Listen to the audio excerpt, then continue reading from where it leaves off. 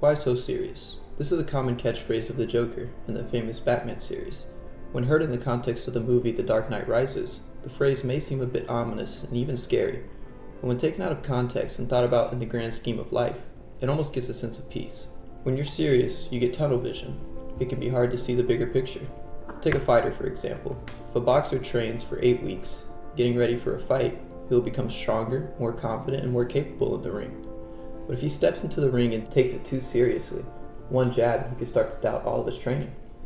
If he enters the ring with a calmer mindset, one that knows its capabilities and what needs to be done, the fighter is not forced into a caged mindset and is more capable of recovering after he gets hit with a lucky shot.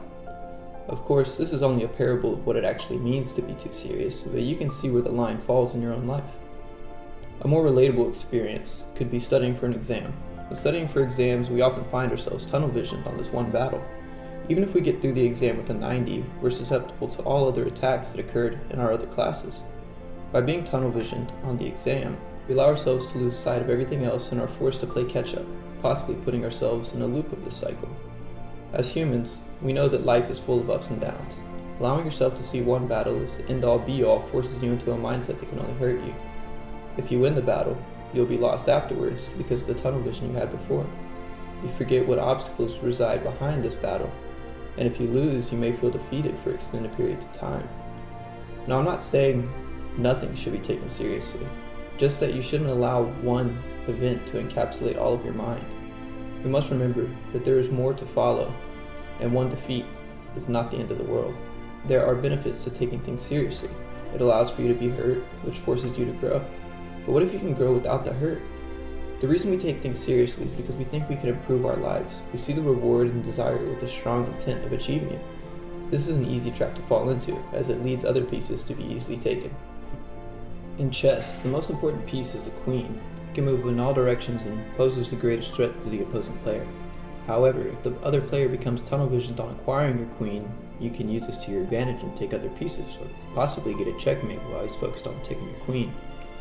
Life is full of battles, so you shouldn't allow one battle to take up all the space in your mind. Oftentimes, this can lead you to develop anxiety and overly worry.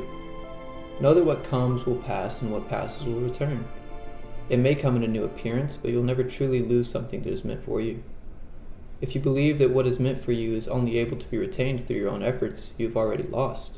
When we take something seriously, we're telling ourselves that we don't deserve it, that we must fight for it. When your mind feels like it doesn't deserve something, it's much harder to spawn thoughts of how to obtain it. So instead of holding on to something and hoping it can't escape your grip, behave like a magnet. This allows your mind to behave in accordance with universal laws. All that you are not attracted to will be repelled, and all that you are attracted to will naturally find its way to you. Become the person you wish to be, and all the desires you have will follow with it.